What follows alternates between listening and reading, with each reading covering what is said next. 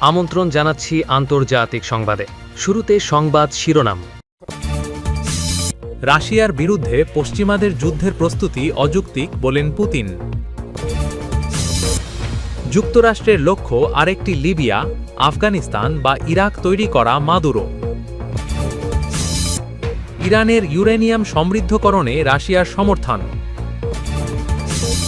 পাকিস্তানের বিরুদ্ধে পানি যুদ্ধ শুরু করছে আফগানিস্তান। এবং সর্বশেষ থাকতে ভূমিকম্পে কেঁপে উঠল সৌদি আরব। এতক্ষণ শুনছিলেন সংবাদ শিরোনাম, এবারে বিস্তারিত সংবাদ। তবে তার আগে অনুরোধ থাকবে ভিডিওটিতে একটি লাইক দিয়ে কমেন্ট করে জানিয়ে দিন কোন জেলা বা দেশ থেকে ভিডিওটি দেখছেন ও শুনছেন। রাশিয়ার বিরুদ্ধে পশ্চিমাদের যুদ্ধের প্রস্তুতি অযৌক্তিক, পুতিন। পশ্চিমা বিশ্বের কয়েকটি পক্ষের রাশিয়ার বিরুদ্ধে যুদ্ধের প্রস্তুতি নেওয়ার আহ্বানকে অযৌক্তিক উন্মাদনা ও মিথ্যা বলে অভিহিত করেছেন রুশ প্রেসিডেন্ট ভ্লাদিমির পুতিন। বুধবার তিনি বলেছেন, পশ্চিমে কিছু পক্ষ রাশিয়ার সঙ্গে বড় ধরনের যুদ্ধের জন্য প্রস্তুতি নিতে বলছে। এটি উন্মাদনা ও মিথ্যা ছাড়া কিছু নয়।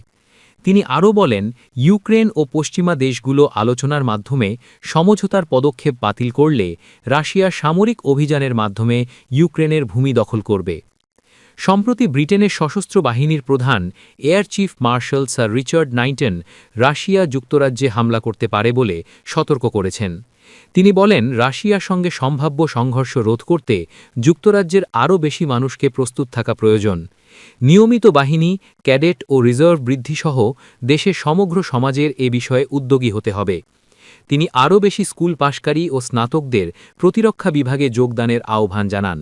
যদিও প্রতিরক্ষা কর্মীদের পরামর্শ দিয়েছিলেন, যুক্তরাজ্যের ওপর সরাসরি রাশিয়ার আক্রমণের সংখ্যা খুব কম। যুক্তরাষ্ট্রের লক্ষ্য আরেকটি লিবিয়া, আফগানিস্তান বা ইরাক তৈরি করা, মাদুরো। যুক্তরাষ্ট্রের সঙ্গে ভেনেজুয়েলার মধ্যকার উত্তেজনা এখন চরমে পৌঁছেছে। বিশেষ করে মাদক পাচার নির্মূল করার নামে ক্যারিবীয় সাগরে মার্কিন সামরিক উপস্থিতি বাড়ানো এবং ভেনেজুয়েলার বহু নৌযানে হামলা করে ৯০-এরও বেশি মানুষকে হত্যার পর বেশ চাপে রয়েছে ভেনেজুয়েলা। সর্বশেষ দেশটির তেল বাণিজ্য বন্ধে অবরোধ আরোপ করেছেন মার্কিন প্রেসিডেন্ট ডোনাল্ড ট্রাম্প। এমন পরিস্থিতিতে ভেনেজুয়েলার প্রেসিডেন্ট নিকোলাস মাদুরো সতর্ক করে বলেছেন, যুক্তরাষ্ট্রের লক্ষ্য হল আরেকটি লিবিয়া, আফগানিস্তান বা ইরাক তৈরি করা। মার্কিন নিষেধাজ্ঞা ও সামরিক হুমকির কারণে পরিস্থিতি নিয়ন্ত্রণের বাইরে গেলে বিশ্ব নতুন করে আরেকটি ভিয়েতনাম দেখতে পারে। মঙ্গলবার ১৬ই ডিসেম্বর দেশটির রাজধানী কারাকাসে ওয়ার্কার্স ক্লাস কনস্টিটিউয়েন্ট অ্যাসেম্বলিতে বক্তব্য দিতে গিয়ে তিনি একথা বলেন। এ সময় মাদুরো ক্যারিবীয় অঞ্চলে মার্কিন সামরিক তৎপরতা এবং সম্প্রতি ভেনেজুয়েলার মালিকানাধীন ১৯ লাখ ব্যারেল তেলবাহী একটি বেসামরিক ট্যাঙ্কার আটকের তীব্র সমালোচনা করেন। তিনি অভিযোগ করে বলেন, ওয়াশিংটন ইচ্ছাকৃতভাবে ভেনেজুয়েলার উপর চাপ বাড়াতে মিথ্যা অজুহাত তৈরি করছে। এর লক্ষ্য হচ্ছে দেশটিকে লিবিয়া, আফগানিস্তান বা ইরাকের মতো সংকটে ঠেলে দেয়া।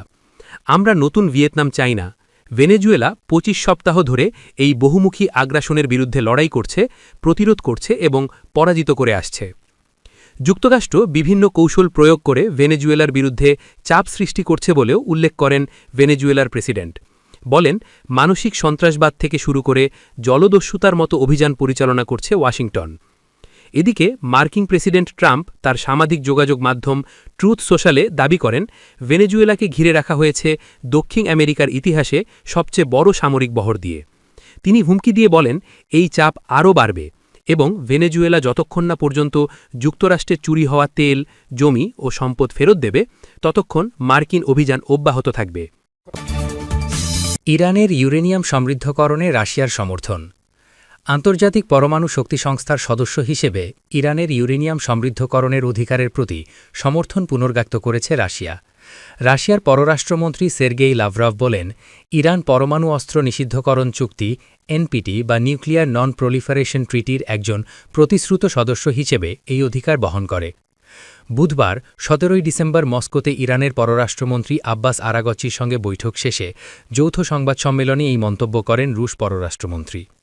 লাভরভ বলেন, চলতি বছরে ইরান ও রাশিয়ার মধ্যে কৌশলগত দ্বিপাক্ষিক সম্পর্কের অগ্রগতি নিয়ে বিস্তারিত আলোচনা হয়েছে। এতে দুই দেশের মধ্যে স্বাক্ষরিত হয়েছে সমন্বিত কৌশলগত অংশীদারিত্ব চুক্তি এবং গত সপ্তাহে তুর্কমেনিস্তানে ইরান ও রাশিয়ার প্রেসিডেন্টদের বৈঠকে এ চুক্তির বাস্তবায়ন নিয়েও আলোচনা হয়েছে। তিনি আরও বলেন, রাজনৈতিক ইস্যু ছাড়াও বাণিজ্য ও বিনিয়োগ বিষয়ক আলোচনা হয়েছে।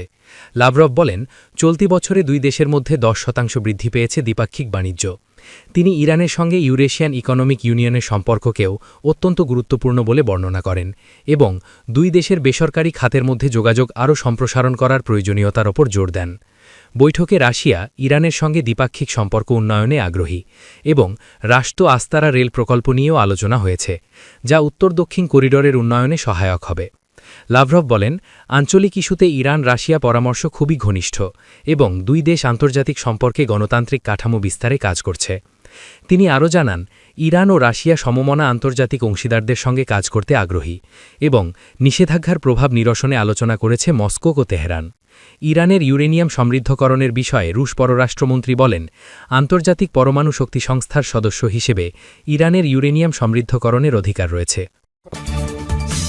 পাকিস্তানের বিরুদ্ধে পানিযুদ্ধ শুরু করছে আফগানিস্তান। কুনার নদীর পানি প্রত্যাহার নিয়ে আফগানিস্তানের তালেবান সরকারের সাম্প্রতিক নতুন সিদ্ধান্ত নিয়েছে। ফলে পাকিস্তানের পানি সংকট তীব্র হওয়ার আশঙ্কা তৈরি হয়েছে। সেই সঙ্গে বাড়ছে দ্বিপাক্ষিক সম্পর্কের টানাপড়নের শঙ্কাও। পাকিস্তানের খাইবার পাখতুনখোয়া অঞ্চলের জন্য জীবনরেখা বা লাইফলাইন হিসেবে পরিচিত এই নদীর গতিপথ পরিবর্তনের লক্ষ্যে বড় প্রকল্প হাতে নিয়েছে আফগানিস্তান। তালেবান সরকারের প্রধানমন্ত্রী কার্যালয়ের অর্থনৈতিক কমিশনের কারিগরি কমিটি ইতিমধ্যে কুনার নদীর পানি নানগারহার অঞ্চলের দারুন্তা বাঁধে সরিয়ে নেওয়ার প্রস্তাব অনুমোদন করেছে। এই সিদ্ধান্ত বাস্তবায়িত হলে পাকিস্তানের উত্তর পশ্চিমাঞ্চলীয় প্রদেশে পানির প্রবাহ মারাত্মকভাবে হ্রাস পাওয়ার আশঙ্কা দেখা দিয়েছে। প্রায় ৫০০ কিলোমিটার দীর্ঘ এই নদীটি পাকিস্তানের চিত্রাল জেলা থেকে উৎপন্ন হয়ে আফগানিস্তানে প্রবেশ করেছে। পরবর্তীতে আবার নদীটি পুনরায় পাকিস্তানের সিন্ধু নদের সাথে মিলিত হয়েছে।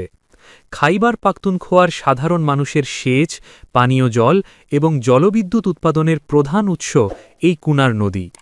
আগেই ভারত সিন্ধু নদের পানি সীমিত করে দেওয়ায় পাকিস্তান এমনিতেই পানি শূন্যতায় ভুগছে। আফগানিস্তানের এই নতুন ডাইভার্সন প্রকল্প খাইবার পাখতুনখোয়ার কৃষি ও বিদ্যুৎ ব্যবস্থাকে পঙ্গু করে দিতে পারে বলে মনে করছেন বিশেষজ্ঞরা। এদিকে ভারতের সাথে পাকিস্তানের পানি বণ্টন চুক্তি থাকলেও আফগানিস্তানের সাথে এমন কোনো আন্তর্জাতিক চুক্তি বা সমঝোতা নেই। ফলে আইনি পথে তালেবানকে আটকানোর কোনো তাৎক্ষণিক উপায় ইসলামাবাদের হাতে নেই। দুই দেশের মধ্যে আগে থেকেই সীমান্ত সংঘাত ও পাল্টাপাল্টি অভিযোগের প্রেক্ষাপটে পানির এই নতুন বিরোধ পরিস্থিতিকে আরও সহিংস করে তুলতে পারে। নানগারহারের কৃষিজমি রক্ষার নামে নেওয়া এই প্রকল্প শেষ পর্যন্ত প্রতিবেশী দুই দেশের মধ্যে বড় ধরনের যুদ্ধংদেহী মনোভাব তৈরি করার আশঙ্কা জাগিয়ে তুলেছে। সূত্র এনডিটিভি। ভূমিকম্পে কেঁপে উঠল সৌদি আরব। সৌদি আরবে মাঝারি মাত্রার ভূমিকম্প অনুভূত হয়েছে। বুধবার ১৭ ডিসেম্বর রাত 2:11 4.3 মাত্রার ভূমিকম্পটি আঘাত হানে। এ তথ্য নিশ্চিত করেছে দেশটির national centre of মিটিওরোলজি NCM. NCM জানায়, ভূমিকম্পটির উৎপত্তিস্থল ছিল ভূপৃষ্ঠ থেকে ৫০ কিলোমিটার গভীরে।